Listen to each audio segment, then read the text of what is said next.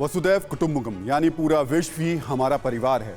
भारतीय संस्कृति यही सिखाती है। हमारी संस्कृति इस बात की गवाह है कि जिन लोगों ने देश पर आक्रमण किया, हमने उन्हें भी अपने कुटुंब में शामिल कर लिया।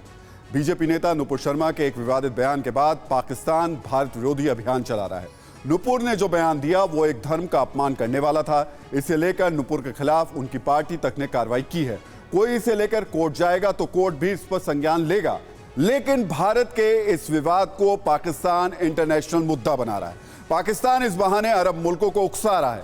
धर्म की आड़ में पाकिस्तान भारत विरोधी एजेंडे को आगे बढ़ा रहा है। पाकिस्तान के इस भारत विरोधी एजेंडे का हम पूरा विश्लेषण करेंगे, लेकिन पहले असदुद्दीन ओवैसी की बात कर लेते हैं।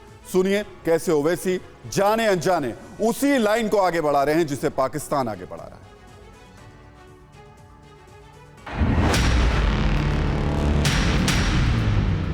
अगर एक्शन नहीं लेंगे तो मुसलमान रिएक्शन देगा। कोई गुजारिश नहीं है, खुली चेतावनी है। मेरे नबी की शान में अगर एक लफ्ज भी बोला तो याद रख लो, जबान काट ली जाएगी। गल्फ कंट्रीज में इंडियंस के खिलाफ हॉस्टिलिटी बढ़ जाएगी, क्या होगा? भारत के दुश्मन जब भारत को दुनिया में बदनाम करने का प्रोपेगेंडा चल रहे हैं, तब भारत के अंदर ही ऐसे लोग हैं जो इस देश विरोधी अभियान को खाद पानी देते हैं। एक खास तरह की राजनीति करने वाले ओवैसी को एक राजनीतिक विवाद में बयानबाजी करते हुए ये ख्याल भी नहीं रहा कि वो उसी लाइन को आगे बढ़ा रहे हैं जिसे पाकिस्तान ने खींचा है। क्या ये बात सच नहीं है कि किंगडम ऑफ सऊदी अरेबिया ने जो भारत को ऑयल बेचता है, $2 से उस ऑयल को बढ़ाकर $6 कर दिया? और बोलिए ज्ञानवापी, तालियां दीजिए मुसलमानों को, इस्लाम को। अब ये $2 से $6 कर दिया है। और प्रधानमंत्री बताना पड़ेगा देश को, अमेरिका को रेट नहीं बढ़ा, सऊदी अरेबिया ने ऑयल बेच, वही रेट पे बेच रहे हैं। भारत को $2 से $6 कर दिए। प्रधानमंत्री कौन सी फॉरेन पॉलिसी आपकी? दुनिया में भारत को बदनाम करने के लिए पाकिस्तान ट्विटर पर लगातार भारत विरोधी कैंपेन चला रहा है। पाकिस्तान लगातार अरब देशों से भारतीय सामान के बहिष्कार की अपील कर रहा है। धर्म के नाम पर अरब देशों से भारतीयों को निकालने की अपील पाकिस्तान कर रहा है।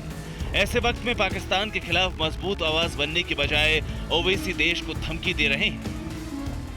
अगर कल इजिप्ट, सऊदी अरेबिया कुछ अगर वो अपनी पॉलिसी में तब्दील करते और ये कहेंगे कि नहीं, सुएज कनाल से इंडिया के गुड्स नहीं गुजर सकते, कौन जिम्मेदार है प्रधानमंत्री इसका, बताइए। ओवैसी भारत के चुने हुए प्रतिनिधि हैं। उन्होंने संविधान की शपथ ली है। सोचिए, ऐसे नेता को इस वक्त देश की आवाज बनना था।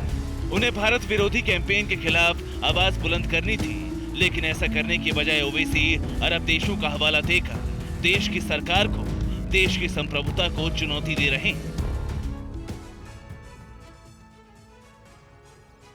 ओवैसी कह रहे हैं कि ज्ञानवापी विवाद के कारण सऊदी अरब भारत को महंगा तेल बेच रहा है। अब सवाल यह है कि क्या भारत अपने आंतरिक मामलों में सऊदी अरब की सुनेगा? भारत के एक विवाद पर फैसला सुप्रीम कोर्ट करेगा या सऊदी अरब करेगा? इस सवाल का जवाब संविधान और देश के कानून में भरोसा रखने वाले हर हिंदुस्तानी लगातार पूछ रहा है। परवाह देश की, सोमवार से शुक्रवार रात 10 बजे TV9 भारतवर्ष पर।